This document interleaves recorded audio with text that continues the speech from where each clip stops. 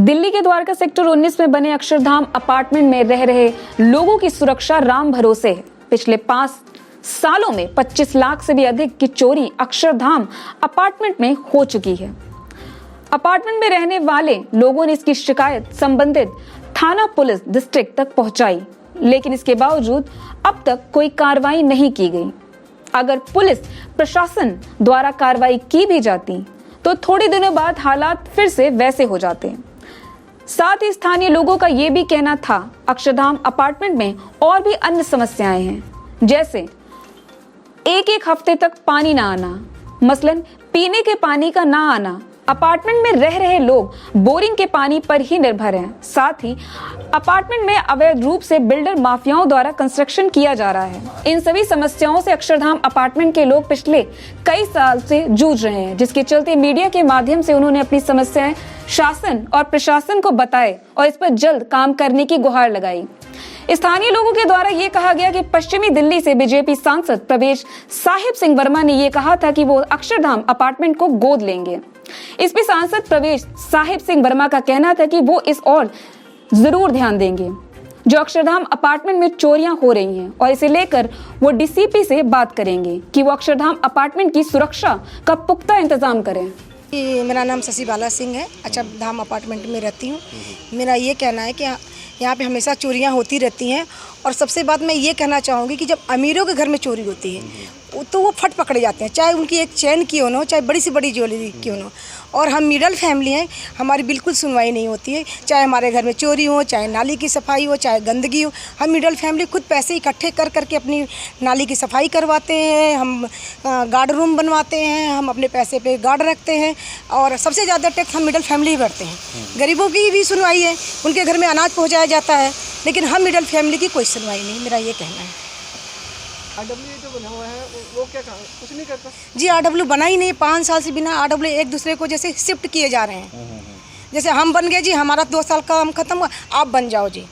और बाकी कोई इलेक्शन नहीं करा रहे, कोई चुनाव नहीं करा रहे कि हम पब्लिक सहमत होकर कोई अच्छे आरडब्ल्यू ले आए जो हमारी पॉकेट के लिए अच्छा काम करें। ये जो गार्ड वगैरह रखते हैं आप अपने खर्चे पे जी, 300 वाली गली भी अपने खर्चे पर रखी है, हाँ 400 वाली गली भी रखी है, 500 वाली भी गली रखी है। ये 3 गलियाँ हम अपने। सर, जैसे कि हम देख पा रहे हैं कि आपके इलाके में कंस्ट्रक्शन हो रही है और 2.5 मंजिल तक ये घर बन रहा है, तो ये आपके गोमती अक्षरधाम अपार्टमेंट में जब हम एंटर किए थे तो वहाँ पे कुछ और नक्शा था और यहाँ पे कुछ और, तो बिल्डिंग बायलॉज के हिसाब से ये सही है क्या? जी देखिए, एक्चुअल में इस हाउसिंग में 2 तरह के प्रोजेक्ट हैं। एक मल्टी स्टोरी फ्लैट है जो आप जहाँ से एंटर करते हैं, जो पहली लेन है और जिस एरिया से आप अभी आए हैं, अमूमन 2.5 मंजिल तक है। नहीं, वो 4 मंजिले डीडीए ने बना के दिए हैं, और ये एक्सपेंडेबल हाउसिंग स्कीम है। इसमें डीडीए ने इनिशियल अलॉटमेंट में बोला था कि आप एक के ऊपर एक खुद बना सकते हैं। बाद में फिर उसमें एक्सटेंशन हुआ, 2.5 मंजिल हुआ, और अभी लेटेस्ट डीडीए ने ही जब उसको लगा कि मार्केट रेट बढ़ रहा है तो इन फ्लैट्स की कैटेगरी चेंज करके इनको प्लॉट बना दिया और ऑक्शन में भरपूर पैसा कमाया। अच्छा। इस फ्लैट को 1.5-2 करोड़ रुपए में डीडीए ने बेचा है, और उसके बाद इनमें अब 4 मंजिला अपार्टमेंट का वो नक्शा भी पास कर रहे हैं। लेकिन दुर्भाग्य ये है कि हमारे यहाँ जो फैसिलिटीज़ हैं उसके बारे में डीडीए ने प्लानिंग इसकी नहीं की। यहाँ पार्किंग को लेके, ओपन स्पेस को लेके, बिजली की जो सर्विस लाइन है उनको लेके, और जो पानी की जो टोटल कैपेसिटी हमारे यूजीआर की है उसको लेके, वो बिना किसी मैपिंग के ही डीडीए ने पैसा कमाने के लिए इस ज़मीन का अलॉटमेंट टेंडर प्रोसेस में प्लॉट के जरिए कर दिया, और फिर इसमें मल्टी स्टोरी अपार्टमेंट को वो लोग सैंक्शन कर रहे हैं। तो आपकी इस न्यूज़ चैनल के जरिए मेरा ये रिक्वेस्ट है, ये बात अगर आला अधिकारियों तक पहुंचती है तो, कि यहाँ की सर्विस में भी इजाफा किया जाए। यहाँ जो अगर आप यहाँ बिल्कुल अगर यहाँ पे फ्लैट्स में इजाफा कर रहे हैं बनाने को लेकर, और आपने बिल्डिंग बायलॉज को अनदेखा कर दिया है, तो फिर उसमें बिल्कुल सुविधा भी दी जाए। तो यहाँ पे हमें जो हमारा ट्रांसफार्मर है उसकी कैपेसिटी ज़्यादा चाहिए, क्योंकि बिजली की कंजप्शन ज़्यादा होगी। जो पानी का यूजीआर है उसमें पानी का लेवल ज़्यादा चाहिए, पीछे से सप्लाई ज़्यादा चाहिए। उसके बाद जो बूस्टर पंप है उसकी कैपेसिटी इन्हांस होकर होनी चाहिए, तभी हम इसको अकोमोडेट कर पाएंगे। यहाँ पर बिजली के मीटर जो अभी सर नमस्कार।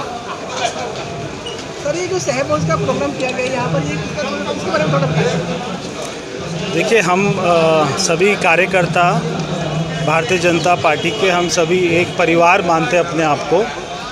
तो परिवार को हमेशा सहबोझ पर बैठना चाहिए। हमारी भाभियाँ केवल हमारे भाइयों के लिए नहीं बल्कि सभी भाइयों के लिए खाना बनाकर भेजें और हमारा प्यार, हमारी ताकत और बढ़े, इसके पीछे यही उद्देश्य था। सर, जैसे कि सहबोझ से ही थोड़ा सा एड्रेस हो पा रहा है कि एकता में अखंडता, मतलब किसी भी जाति हो, प्रांत हो, सभी को एकत्रित करने के लिए शायद ये मीटिंग या फिर ये बैठक रखी गई है। देखिए, जब ये होते हाथ, अब ये सारी उंगलियां अलग अलग हैं तो एक उंगली को कोई भी तोड़ सकता है, मगर जब ये मुट्ठी बन जाती है तो इसकी ताकत बढ़ जाती है। तो यही इसका संदेश था। सर, एक क्वेश्चन और करना था सर, जैसे कि अक्षरधाम एक अपार्टमेंट है द्वारका में, सर उनकी समस्या आज नाबार्ड टाइम्स में भी उनकी समस्याओं को लेकर एक लेख आया है। सर, अक्षरधाम के कुछ सदस्यों का ये कहना है कि परवेश वर्मा जी आए थे और उन्होंने वहाँ पे कहा था कि मैं आपकी सोसाइटी को गोद लेता हूँ। तो सर, वहाँ पे चोरी चकारी की घटनाएं बहुत बढ़ रही हैं और आपराधिक मामले बहुत सामने आ रहे हैं। तो सर, क्या कहना है आपका? हमने डीसीपी से बात करी है, वो वहाँ की सुरक्षा को लेकर भी चिंतित हैं और वो कार्रवाई कर रहे हैं। मैं कबाड़ी मना करने के बाद भी वो नहीं मानते। बोर्ड का पेपर चल रहा है, मेरे बेटे का भी बोर्ड का पेपर चल रहा है। बार उनको मना करता हूँ कि एटलीस्ट आप यहीं पे रहते हो, सबको पता है कि कबाड़ी मेरे बगल में ही रहते हैं सारे, सबको पता है कि वहाँ पे कोई भी अगर सामान बेचना हो जाके बेच सकता है। तो इतनी चिल्लाने में डिस्टर्ब होता है। तो फिर आप लोग नहीं मानते। तो आपने तो गार्ड अपॉइंट किए हुए हैं, हर गेट के बाहर गार्ड है, उसके बावजूद ही अंदर आ रहे हैं। ये तो गार्ड है, ये पैसे बनाने के लिए। गार्ड का कोई यहाँ पे नहीं है। गार्ड आप भी आए होंगे तो कभी नहीं पूछेंगे। आप 12 बजे रात में आइए, कोई गार्ड आपसे नहीं पूछेगा कहाँ जा रहे हैं। जिन सिक्योरिटी एजेंसीज ने इन गार्डों को प्रोवाइड यहाँ पे किया है, क्या आपने उनके जो एजेंसी के मालिक हैं उन तक ये सवालिया निशान नहीं उठाया कि आपके गार्ड्स एक घटिया सर्विस प्रोवाइड कर रहे हैं? यहाँ पे जनरली क्या है कि RWA जो है ये पैसे कमाने के लिए यहाँ पे करती है। आप गार्ड से एक्चुअल में आपको वहाँ पे शो करेंगे कि 12,000 रुपये दे रहे हैं, गार्ड के हाथ में जाता है 7,000 8,000 रुपये। 7,000 8,000 रुपये में क्या करेगा? वो आके आपको शक्ल दिखा रहे हैं गेट पे, वही बहुत बड़ी बात है। आप एजेंसी को दोष नहीं दिला सकते। RWA का कोई रोल नहीं है, RWA का कोई काम नहीं है।